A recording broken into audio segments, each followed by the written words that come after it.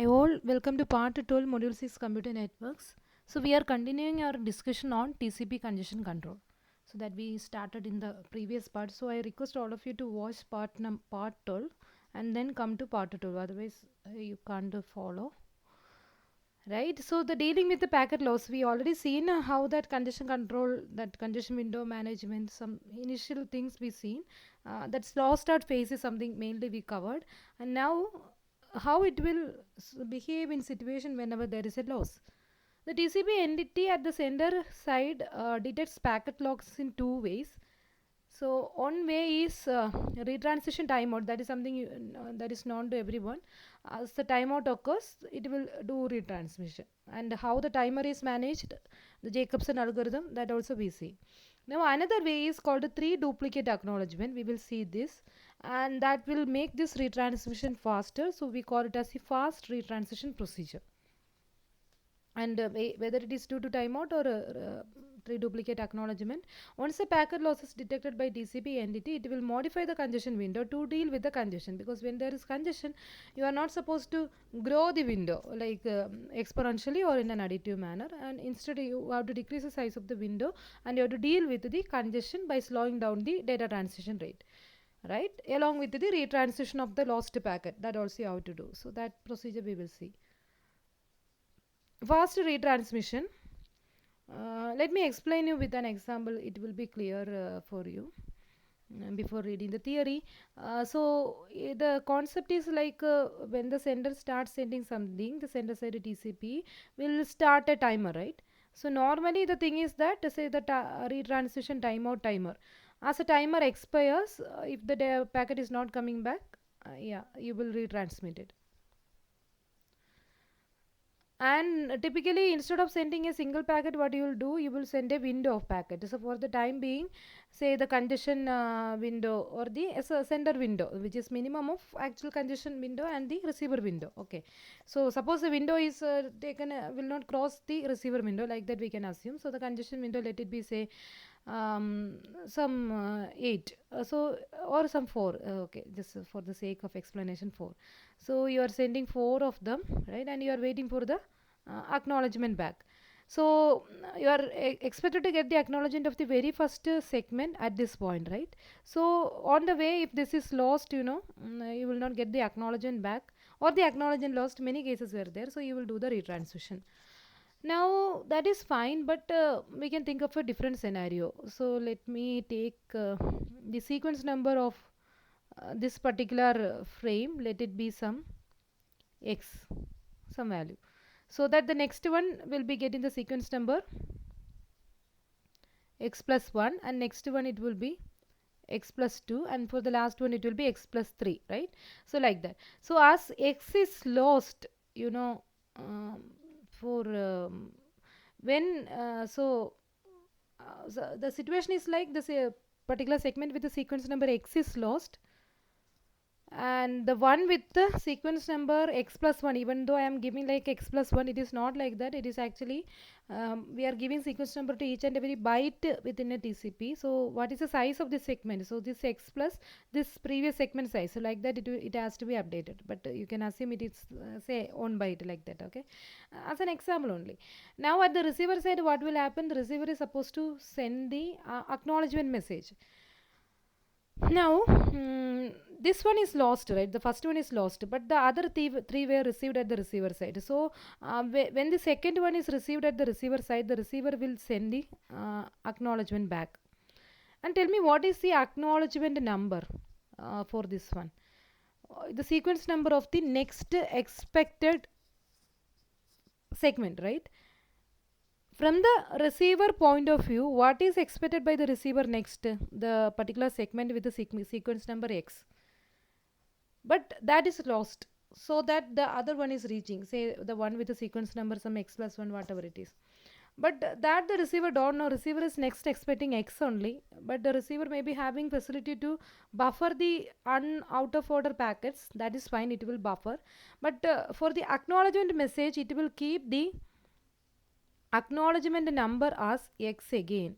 So that is actually going to give sender a hint that because from the sender point of view, it sends something with the sequence number X. Now the receiver is asking something with the sequence number X again, means something happened to the particular segment with the sequence number X. So the sender will be can understand from this information, right? Now there are other situations also. Sometimes instead of lost this particular segment loss, the segment may be delayed because the out of order delivery possibilities are there. This particular segment may take one path and the second one may be taking different path. So the second one reaches first and first segment one is going to come again. So immediately after reaching some acknowledgement number with the acknowledgement message with the acknowledgement number is equal to X, the sender can't conclude anything. It has to wait some more time. If suppose the segment with the sequence number X reached at the receiver side, for the next acknowledgement, say this particular acknowledgement, the sequence number will be updated like X plus 2 something.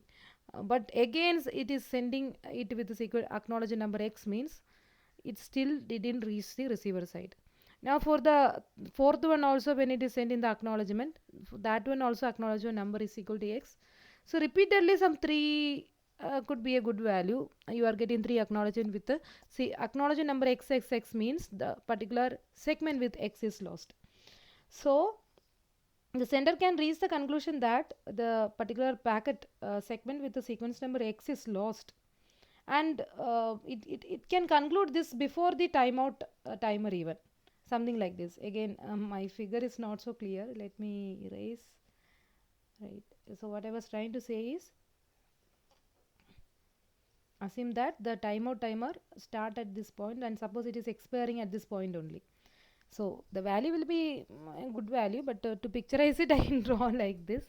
So when the window 4 of them were reaching, right, so they will come on after another. So this is the expected behavior, and on the way this is lost and it is with the sequence number X. Now for all these acknowledgements, right, the first one, second one and third one, the acknowledgement number will be kept as X. This is what I was trying.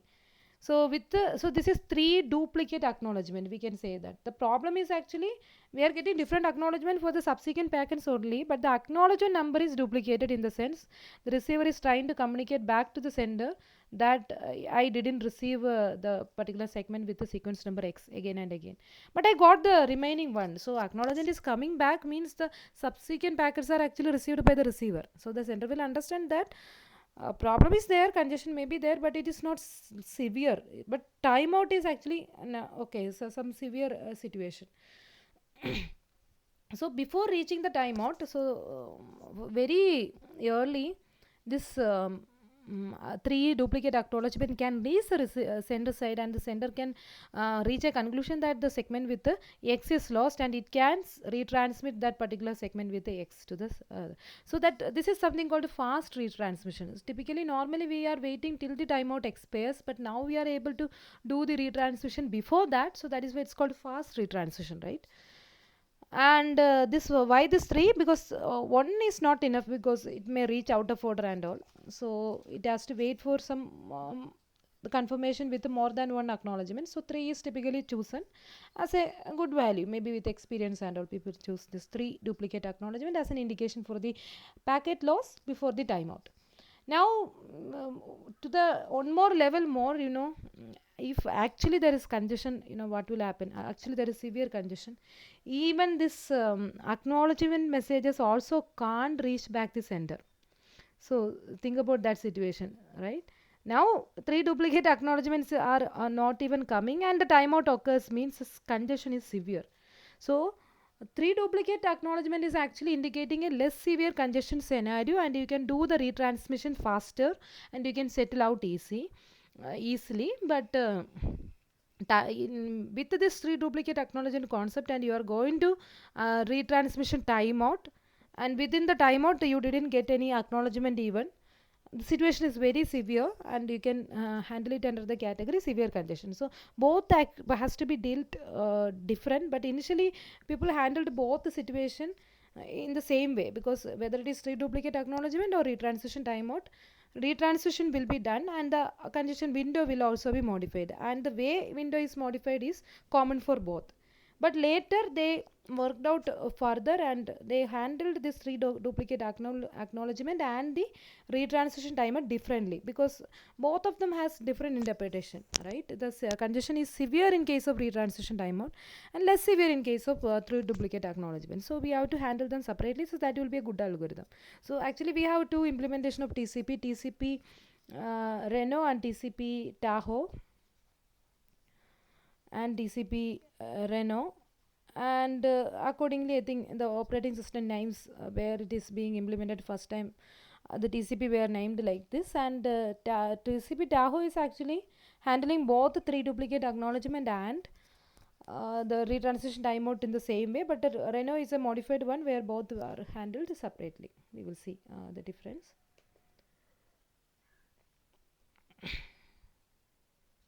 So the usual way to detect, so I'll be reading fast. I think, hope you got the idea. No, timeout is something good, but we have a better way of reaching the conclusion that we need a retransition, so that improve the TCP performance, of course. The defect in the timeout scheme is that the timeout is relatively too long to enable the retransition, but if we can conclude faster, it will be good, right? A quick way for the sender to recognize that one of its packet has been lost is there, and the method is like this. As packets beyond the lost packet arrive at the receiver, they trigger acknowledgement that return to the sender. But you can see that with repeated acknowledgement, they will keep the acknowledgement number same, because the packet is lost, the receiver cannot acknowledge beyond that, right? And the acknowledgement number will be stay fixed with the last unreceived packet. And this is what we call as a duplicate acknowledgement, because their acknowledgement numbers were duplicated. Each time the sender receives a duplicate acknowledgement, it is likely that another packet has arrived at the receiver. I mean, someone else is reached, but it is not the one which is lost, right? And the lost packet still has not shown up. So that is the meaning. So because the packets can take different paths through the network, they can came out of order also. So you sender can't come up with a conclusion that the duplicate acknowledgement is due to the lost packet immediately. It has to wait some more duplicate acknowledgement, because it may be due to out of order delivery even.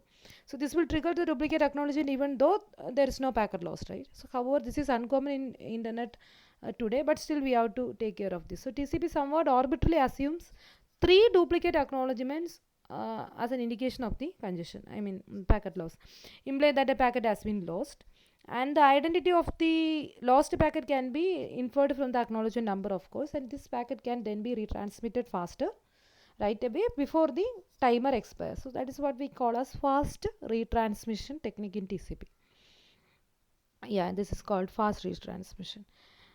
So that about it. And what about the congestion window management? Retransition will be done faster, maybe either with a timeout timer. Compared to timeout timer, that 3 duplicate acknowledgement transition is faster, of course. But in both cases, whether it is timeout timer or 3 duplicate acknowledgement, whenever there is retransition, you are supposed to reduce the congestion window to deal with the congestion scenario. So what it will do is, in both cases, it is behaving same in TCP Tahoe. So whenever a packet loss is detected, for example, the timeout by say 3 duplicate acknowledgement, the slow start threshold is set to half of the congestion window. So that is how it is. So we will see an example. The threshold we will reduce by half, and the idea is that, and then we will end a process restarted, in the sense we will go to the slow start phase.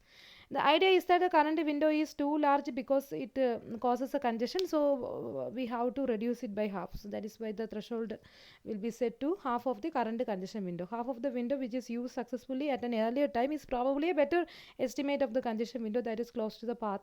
So like that people believe, and they were taken like that. The congestion window is then reset to its small initial value at the and the slow start resumes. An illustration you can see in the next slide. It is being used in the TCP known to be TCP Tahoe after the 4.2 BST Tahoe operating system that releases this concept in 1988. So that is where the concept is implemented first time. So accordingly it is given the name TCP Tahoe. So it's actually the operating system version name in which it is included. Yeah. the OS is released in 1988, that version, and from that version onwards, this particular modification is included. And this is a concept. It's a very nice diagram. You will get the entire idea. So we are starting with a maybe a small value of the window, congestion window, maybe 1 or at most 4, like that, right? So here it is assumed to be 1, just to get the feel. And maybe what happened now? So from the initial values here also it is kept as 1. Then see, in every unit of time, cycle 0, then 1, then 2, the window is something doubling. That is what you can see here. It is getting 2 from 1.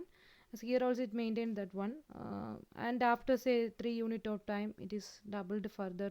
4 unit of time, 4 becomes some 8. So 8 will be sent together, and in the 5th transmission, I think you are sending some, how many, this could be 8, then this will be 16, you can count. So that many were sent together, and that is where it is reaching the congestion threshold value, that is the 32 kb, like that the threshold is set, and we reaches the threshold. And once we reaches so this is so what is happened so far is the slow start phase, and after that it will go to the additive increase phase, additive increase, where the window is just incremented by one more.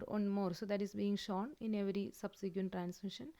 And at this point again, so once you cross the threshold, everything is fine so far, and after that also it is fine. But at this point, I think if this point corresponds to something like this, some 40, okay, maybe some okay, you have to so they taken this point corresponds to this 40 kb. So a packet loss occurs. So whenever there is a loss, of course, whether it is due to the timeout or the or the 3 duplicate acknowledgement, whenever there is a packet loss, the threshold will be reduced by half of the current window. So the current window is 40 kb, so that is why the new threshold is set to be some 20 kb, 40 by 2, like that.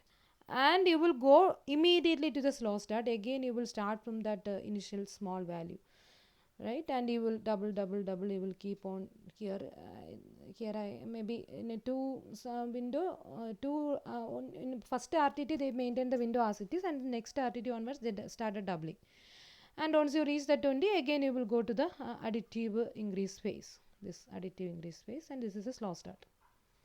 Hope it is clear, right? So now the problem here is it is dealing the packet loss situation, same whether the packet loss occur due to 3 duplicate acknowledgement or timeout, both situation is handled in the same way in the TCP Tahoe implementation, right? So this is it, TCP Tahoe implementation, and where we are immediately the threshold value we are reducing by half, and we are moving on to slow start. But fast recovery and sawtooth pattern, something. So the next variation of TCP called TCP Reno, where they are actually, the difference is they are handling the 2 situations of timeout, I mean retransition by timeout and 3 duplicate acknowledgement. Both were handled differently because both indicates different levels of congestion, so they have to be handled differently. Where you can see some kind of a sawtooth pattern, and the procedure used is something called a fast recovery. We will see that. So let's understand from the diagram first. So just like in the previous case, slow start is proceeding, say with the 2 like that, 4, 8, 16, and we reaches the slow start threshold, 32 kb something. So whatever it is, after that we are moving on to the additive increase. Now there is a packet loss, and the packet loss is actually due to say 3 duplicate acknowledgement, right? And you can see that the 3 duplicate acknowledgement indicates less severe congestion, so you don't have to go to the slow start phase straight away, right? Instead you can do something better. But of course with the timeout, if it is timeout is occurring and the packet is lost, so we first have to understand whether the packet loss is due to timeout or that the sender will be knowing, or right, or it is because of the 3 duplicate acknowledgement. With the timeout it is behaving in the same way like before. It will go to slow start, and the threshold will be the previous slow start threshold by 2. right? That is same. But in case of 3 duplicate acknowledgements, that is what is being highlighted in the figure. In case of 3 duplicate acknowledgement, the slow start threshold will be reduced by half, that is for sure. You can see that the problem occurred at maybe it's so the values were actually given in the textbook, you can see that. So it is, if it is it is not 40 actually, maybe let's take let it be some 32 some value, okay, or okay, you can take it as say 40. Then the threshold you will be setting as some 20, maybe some sloping I feel, but still, or some value near that. Say if it is 38, the threshold will be some 90. Anyways, the current whenever there is packet loss due to 3 duplicate acknowledgement, the or timeout, in both the case the new threshold value will be set with the common principle. It will be reduced by half of the current window. If the current window is 40, then it will be new threshold will be 20. And after reaching this, in case of slow start you will go to the in case of timeout you will go to the slow start phase and you will continue like in the previous diagram. But if it is duplicate acknowledgement case, you are not going to the slow start, but instead you are going to the additive increase phase only. That means from the threshold, instead of going to some congestion window size to be some 1 unit or 1 segment, here you will go, you next iteration you will be sending 20 kilobyte instead of that small value. So that means you are not going to the slow start phase. Instead, from the threshold, whenever we are reaching the threshold, you know how to behave. The additive increase it will go. And again in this additive increase reaches up to this value, and here there is again a packet loss due to say to 3 duplicate acknowledgements. So that is only highlighted in the figure, and at that point the threshold will be reduced by 2, and from that point it is, this is why it is called a sawtooth. In the previous one it is just a sudden drop to a small value, and from there it is going to slow start. But here there is slow start only happening initially, as well as at a timeout. Timeout and initial case only it will be dealt with slow start. In all other case, particularly most of the cases, retransition is triggered by 3 duplicate acknowledgement only, and in very severe situation only it will go to the timeout situation, and that time we have to deal with it by the slow start phase only, because congestion is very severe. But in retransition due to 3 duplicate acknowledgement, you can recover fast. You don't have to go up to that small value, so we can call it as a fast recovery procedure. So we are trying to recover the congestion window and all without going to that smaller value and proceeding with the slow start. Right? Hope it is clear. So this is the idea. And the same figure here, if it is something instead of duplicate, if it is a slow timeout, you have to go to that small value and come with that. So problems you may be asked in GATE exam, and also you have to keep this idea clear in your brain, how the 3 duplicate acknowledgement as well as timeout will be dealt by TCP. So by default, when problems were coming, they were expecting you to answer with the latest algorithm. So that is of course the one used by TCP Reno, and modifications were there, but the basic procedure TCP Reno is what we are using in the last 2 decades and all. So TCP Reno fast recovery, just an explanation, the TCP Tahoe is providing a working congestion control algorithm, of course, and that solved the problem of congestion collapse. But Jacobson, of course, he realized something to do better. At the time of the fast retransition, the connection is running with the congestion window that is too large, of course, but it is still running with a working acknowledgement clock, because the acknowledgement is coming back in the sense congestion is not severe. So every time another duplicate acknowledgement arrives, it is likely that the packets, some packets are left over the network and you can send. You don't have to go to that slow start phase. So in that way, they are trying to convey. Using duplicate acknowledgements to count the packets in the network makes it possible to let some packets to exit the network and continue to send new packet for the additional duplicate packets. You are reaching that.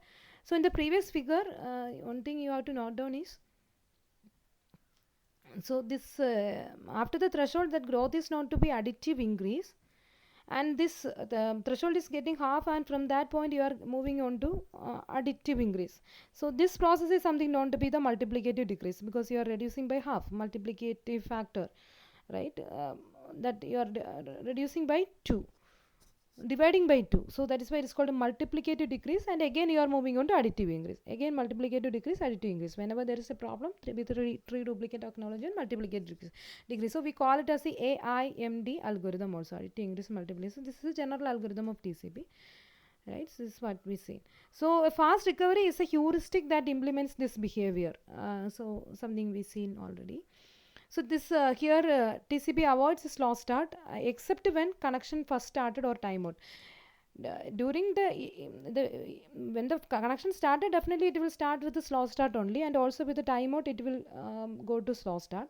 But other than these two cases, it will always do that sawtooth behavior. So instead of repeated slow start, the congestion window of a running connection allows a sawtooth pattern of the additive increase and multiplicative decrease. Additive increase by one segment every RTT, multiplicative decrease by half on one RTT, like what we've seen already. And this is exactly AIMD, additive increase multiplicative decrease rule, that we sought to implement. This sawtooth behavior is shown in the next slide. Sorry, it is there in the previous slide. Actually, I put it in the next. Then I thought of explaining with you that figure first, then the theory will be good, right?